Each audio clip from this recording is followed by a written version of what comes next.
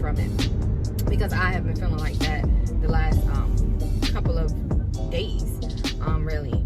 So I actually wanted to get on here and talk with you guys for just a brief second.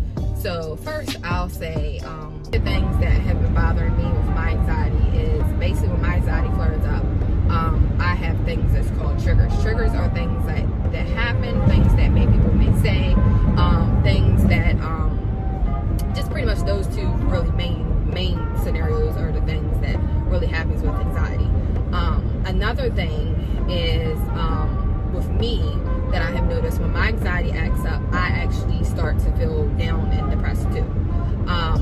And some of the things, like, people think depression is like not real. I think they think it's just like, okay, get out your feelings, move on, everybody has worse things happening. No, really, it's a thing. Like, a lot of people have depression and don't even know it. You can be depressed and not even know it, just think, you're just sad for the moment. But the thing is, with anxiety, when you go through something, a lot of people don't understand because they think you're overreacting. You're just, making things up in your head, and worse because of what's happening at the moment. But one of the things that I want to kind of encourage people that deal with it is, think of other ways that you can do without thinking the worst. Think about the good that's happening. And I know it's hard to do, but you sometimes got to sit down and evaluate the good that's going on and not just the negative, because that's what I've been doing lately. I've been just thinking about all the negative things and not all the good things. But one of the things I would say for me, without medication management, is exercise. Exercise really, really, really helps me with my anxiety because it gets those serotonin jumping, which actually helps get everything off that pings in your head that goes back and forth like a ping pong ball. It actually gets those bouncing really slowly because now you're upping that serotonin level, which that's what you lack when you have anxiety disorder. So one thing I do, I used to exercise mainly for reasons of just weight loss and wanting to look good and feel good. But one of the things is, if you look good, you feel good, you don't think of the negatives, right? So yeah, even if you're not looking good, you're going to feel good because you're going to exercise. You're going to get that energy out. You're going to get that energy going. You're going to get the energy jumping because, especially if you do cardio, that's what I mean by exercising cardio. Once you get that cardio jumping, your heart rate's going to pump faster. You're going to actually get those things going, which that's what you need when you have anxiety. Now, it's not a quick fix at all. Like, you have to do it strategically. I just fucked that whole word up. But you actually have to do it repetitively. Not like you have to work out every day, but it's something that's not going to be a quick fix. You're not going to exercise today, and tomorrow you're going to just feel a lot better. You're still going to feel like crap. You're still going to have those moments, but it's going to take time, and that's what I'm kind of working on now. With, like I said, I'm in this front where my anxiety is kicking my ass. And also with anxiety, a lot of people just also confuse it with depression at the moment when you feel down in the dumps. No, you can have anxiety disorder and feel down in the dumps too, because you beat yourself up. You're like, oh, I'm not good enough. Oh, I'm always going to fuck shit up. Yeah, you feel like that in the moment, but when you kind of get a clearer mind, you don't no longer feel like that. But it's going to come back. But the ways you stop it from coming back is different ways of thinking. I always said, if you think differently, you'll act differently. And one of the things, my motto that I always said, which one thing that has been laying on my heart, is making no excuses. See, make no excuses. That's my brand. But yeah, when you make no excuses by any means necessary, that's one change that you can do in your life to change your way of thinking.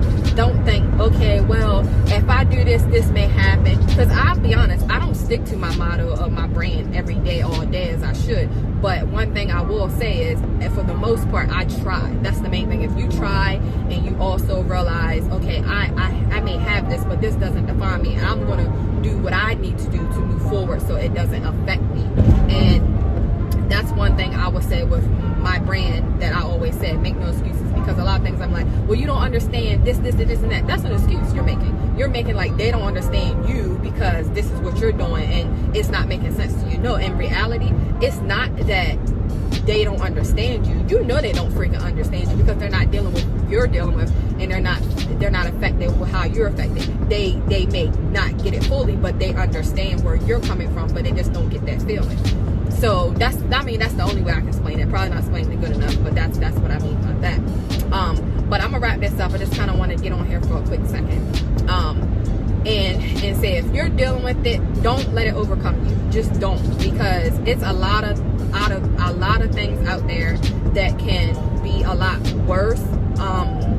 With something with like a disorder like anxiety, don't get it twisted. Like, it is hard as heck for people that don't have it and they don't understand it. If you read up on it, you'll get a more understanding. Even read up on it for yourself if you do deal with it or was diagnosed or think you have it, because a lot of people do. Like, I don't know the statistics of who has it, but a lot of things is a lot of women have it more than men. I will say that. I do know that. And I think it's because of, you know, our hormones and all that crazy mess that we already have. Especially, I know, like, when I have stressors in my life, I guess, when I have stressors in my life, that's when my anxiety gets up to here. And when I mean up to here, it's bad. Like, I have irrational thinking, I make bad decisions. But when you take a hold on it and you actually attack it, it'll get to here. And then once you start attacking it and follow through with it, it'll get to here. And then it's managed. So I have realized that. But I won't get into like any other ways you can manage things. But if you do, I mean, talk to someone, get a therapist. I mean, I'm not shy to even say this. I have a therapist. I think everybody should. I talk to someone because he doesn't know me from a can of paint unless I tell him who I am and what I've been through. And that's why I decided to get a therapist, because you should talk to your family all day, because they know you, they know what you've been through and what you best, but you don't open up to them because you swear like you think you know me, you know, because they do think they know you because they're family. But one thing I will say is, when you talk to a therapist, it's like, they can't judge you, they don't really know you or whatever.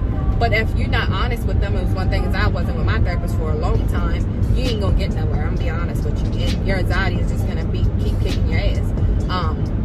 But yeah, so one of my things I will say is, make no excuses. That's the first thing. Get it done. Take a hold of it. So they don't take a hold of your life, you take a hold of it. And don't give up. Don't give up, because that's one thing that I have always wanted to do. But I just like, man, I give up. I can't take control of this. This is what I'm gonna be, how I'm gonna be, and I'm just gonna be it. Don't think like that, because that's negative. And that's one of the things, you gotta get the negative thinking out, because if you don't, it is gonna kick your ass. And that's one thing I've been doing. But I'm gonna actually get off of here so I can get to where I need to go and get there safely. But don't let anxiety kick your butt. Don't let anxiety take control of you. You take control of it and live your life to the best ability that you can. And